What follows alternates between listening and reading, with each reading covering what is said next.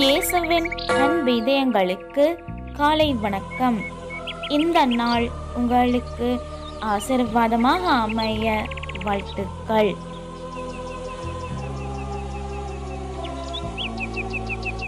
இப்புதிய நாளுக்கான ஆசீர்வாத இறைவசனம் திருப்பாடல்கள் அதிகாரம் 55 இறை வார்த்தை 22.